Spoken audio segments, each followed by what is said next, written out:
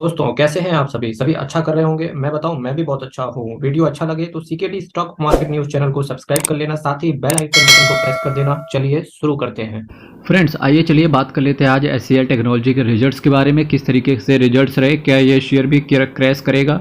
चलिए बात कर लेते हैं। अगर मैं इसके मार्केट कैप की बात करूं तो 2,81,733 करोड़ का मार्केट कैप है। करंट प्राइस 1,038 का रहा। हाई कंपनी ने 1157 का लगाया, लो कंपनी ने 876 का लगाया। स्टॉक का पीई देखो काफ़ी सही वैल्यूएशन पे है एज़ कम्पेयर टू टीसीएस की बात करूं या मैं इन्फोसिस की बात करूं, ठीक है, तो उसके हिसाब से अगर देखेंगे तो काफ़ी सस्ता और अच्छी वैल्यूएशंस पे खड़ा है। बुक वैल्यू की बात करेंगे तो 241 रुपये का इसका बुक वैल्यू है। अगर मैं इन्फोसिस या टीसीएस से कंपेयर करें तो इसका बुक वैल्यू कहीं ज़्यादा बेहतर है, कहीं ज़्यादा कंपनी बेटर है इन्फोसिस और टीसीएस से। डिविडेंड यील्ड की बात करेंगे तो 4.63% का डिविडेंड यील्ड है। डिविडेंड यील्ड भी कंपनी का बहुत अच्छा है, ऑलमोस्ट 4.5% के आसपास आपको dividend year on year basis पे मिल जाता है, जो कि एक अच्छी चीज़ है। Return on capital employ, return on equity की बात करेंगे तो काफ़ी बेटर है इसका 28.70% एंड 23.30%। फेस वैल्यू की बात करेंगे ₹2 है। आने वाले समय में आपको केवल 1:1 का स्प्लिट देखने को मिल सकता है। तो एचसीएल टेक्नोलॉजी की मैं बात कर रहा था, आपको पता होगा आईटी इनेबल्ड सर्विसेज को ये प्रोवाइड करते हैं। अगर मैं टीसीएस की बात करूँ, इसके बाद इन्फोसिस का नंबर आता है एंड देन अगर मैं बात करूं तो भारत देश के अंदर जिस कंपनी का नाम आता है उसका नाम है HCL technology and after that Wipro का नाम आता है। अब यहाँ से देख लीजिए आप टीसीएस, इन्फोसिस, एचसीएल टेक, इसका देखिए पीई देखो 26 का पीई टीसीएस का, इन्फोसिस का 21 का है, एचसीएल टेक्नोलॉजी का 18 का पीई है, विप्रो का 17 है, एलटीआई माइंट्री 35, टेक महिंद्रा का 19 का पीई है। अगर मैं उसके हिसाब से बात करूं तो विप्रो तो देखिए ऑलमोस्ट 50% टूट ही चुका है क्योंकि खराब रिजल्ट्स की वजह से। और फिलहाल अगर एचसीएल टेक्नोलॉजी की बात करें तो एचसीएल टेक्नोलॉजी सस्ती भी है, साथ ही साथ प्राइस भी अट्रैक्टिव है और रिजल्ट्स भी कंपनी ने ठीक पेश किए हैं। क्या कंपनी ने पेश किए हैं ठीक रिजल्ट्स, चलिए उसी चीज़ की मैं बात कर लेता हूँ। सितंबर 2022 में कंपनी का सेल्स देखो कितना आया, 24,686 करोड़ का सेल था सितंबर 2022 में। कंपेयर करते हुए चलेंगे ताकि इससे पता चलेगा कि एचसीएल टेक में क्या हो सकता है। दिसंबर 2022 में देखो अच्छा सेल आया इनका, 26,700 का सेल आया। मार्च 2023 में देखो 26,606 का करोड़ का इनका सेल्स आया। देखिए जिस हिसाब से टीसीएस का रिजल्ट खराब रहा, जिस हिसाब से इन्फोसिस का रिजल्ट तो टीसीएस से भी ज़्यादा बदतर रहा। सेम लाइन में अगर बात करेंगे तो टीसीएस के हिसाब से ही जिस तरीके से टीसीएस का रिजल्ट था उसी तरीके से कहीं ना कहीं इसका भी रिजल्ट एक म्यूटेड रिजल्ट रहा है। पर जी हाँ, आप इस चीज़ को डिनाई नहीं कर सकते कि रिजल्ट जो सेल्स थी वो मार्च इनके क्वार्टर में कम हुई। 26,700 करोड़ का सेल था, ऑलमोस्ट 100 करोड़ के आसपास सेल कम हो गई, जो कि कंसर्न लगता है। और ये कंसर्न जो है आने वाले समय में ऐसा लगता है जैसे एचसीएल टेक्नोलॉजी को 2 से 4% गिरा सकता है। एक्सपेंस रेशियो की बात करेंगे तो 19,261 करोड़ का था, 20,335 करोड़ का और 20,743 करोड़ का। देखिए अगर कंपनी का सेल गिरता है तो एक अच्छी चीज़ होती है कि कंपनी का एक्सपेंस भी गिर जाना चाहिए, पर ऐसा नहीं हुआ। कंपनी के एक्सपेंडिचर सेम लगे और सेल से गिर गया, जो कि कंसर्न रहता है। अगर वहीं मैं अगर इसके एक्सपेंस के साथ साथ कुछ बात करूँ तो कॉस्ट क्या है, देखिए मटीरियल कॉस्ट कंपनी के अंदर 2% लगती है और सबसे ज़्यादा जो कॉस्ट किसी कंपनी में लगती है वो होती है employ cost, specially IT sector में। अगर आईटी सेक्टर के एम्प्लॉय कॉस्ट की बात करूँ तो एम्प्लॉय कॉस्ट इनकी मार्च 2023 में जाके बढ़ चुकी है।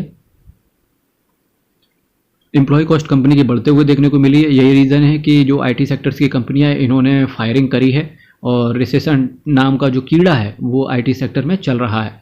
अगर मैं इसके टोटल नेट प्रॉफिट की बात करूं, जहां पर आपकी स्पेशली तौर पर नज़र होनी चाहिए एज अ इन्वेस्टर, तो नेट प्रॉफिट आप इसका देखो 3,487 करोड़ का नेट प्रॉफिट था, फिर 4,096 करोड़ का और फाइनली इनका नेट प्रॉफिट भी गिरते हुए देखने को मिला, जो कि है 3,981 करोड़ का।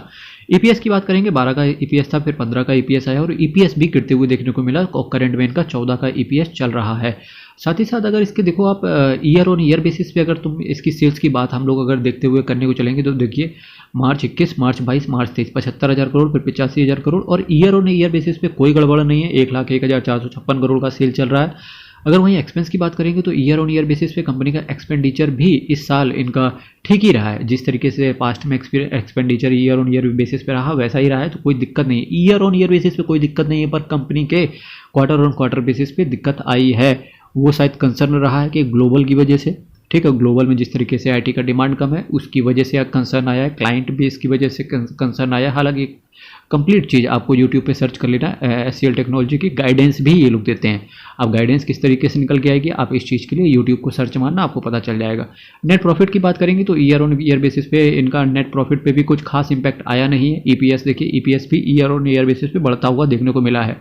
और इस चीज़ को डिनाई नहीं कर सकते हैं मेरे मित्रों कि SCL टेक्नोलॉजी का रिजल्ट इस बार थोड़ा सा खराब आया है। मेरे मित्रों, अगर ये शेयर यहाँ से 10-15% गिर जाए नीचे, 10% ये मान के चलो, जैसे 1000 रुपये चल रहा है, 10% नीचे गिर जाए, 850 या 900 के आसपास आ जाए, या इवन 52 वीक का लो भी लगा जाए, मेरे मित्रों एक सही समय यही होता है कि किसी भी IT सेक्टर को इस समय टारगेट किया जाए। पर जब तक 10% नीचे शेयर टूट ना जाए तब तक एक्यूमुलेशन नहीं करना चाहिए, क्योंकि जो IT का दौर है, जो IT के अंदर कंसर्न बने हुए हैं, वो 2 से 3 साल के बाद ही रिजॉल्व होने की कोशिश करेंगे।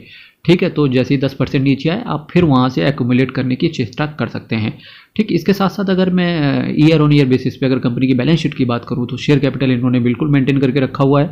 रिजर्व एंड सरप्लस की बात करेंगे, रिजर्व एंड सरप्लस 61,371 करोड़ का रिजर्व एंड सरप्लस था मार्च 2022 में। मार्च 2023 की बात करेंगे तो 64,862 करोड़ का रिजर्व एंड सरप्लस था, जो कि अच्छा था कंपनी की। अगर मैं बोरोविंग्स की बात करूँगा तो बोरोविंग्स आप देख लीजिए यहाँ से, बोरोविंग्स कंपनी की टोटल बोरोविंग्स जो है 4,786 करोड़ का इनका टोटल बोरोविंग्स रहा है। थोड़ा सा इनका बोरोविंग्स में इन्होंने कमी करने की कोशिश करी है, जो कि मुझे लगता है कि अच्छा स्टेप है, जबकि कंपनी के अंदर थोड़ा सा IT सेक्टर में अगर प्रेशर चल रहा हो।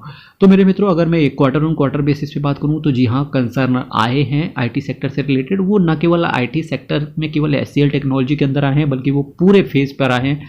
चाहे वो TCS की बात करेंगे, चाहे वो मैं इन्फोसिस की बात करूँ, या SCL टेक की बात हो, या आने वाला जो रिजल्ट विप्रो कराएगा उसकी बात हो। फिलहाल ईयर ऑन ईयर बेसिस पे कोई दिक्कत नहीं कंपनी के अंदर। अगर 10% टूट जाए तो वो मेरे ख्याल से IT सेक्टर में आपको एक्यूमुलेशन करना चाहिए, चाहे वो IT का आपने म्यूचुअल फंड ही क्यों ना पकड़ा हुआ हो, चाहे वो ICICI प्रूडेंशियल का टेक्नोलॉजी फंड हो, या फिर आपके पास टाटा का डिजिटल इंडिया फंड हो, इवन आदित्य बिरला का भी है, तो भी म्यूचुअल फंड के अंदर जब 10% की गिरावट आ जाए तो फिर आप वहाँ से एक्यूमुलेट करने की कोशिश कर सकते हो। मेरे मित्रों, आज यहीं से मैं वीडियो को विराम देने की कोशिश करूँगा। कल फिर आपके सामने मिलेंगे, सेम टाइम सेम चैनल। तब तक के लिए बहुत बहुत धन्यवाद। चैनल को सब्सक्राइब करके रख लेना। नेक्स्ट रिजल्ट्स में विप्रो के लेके आने वाला हूँ इन डेप्थ एनालिसिस के साथ। बहुत बहुत धन्यवाद।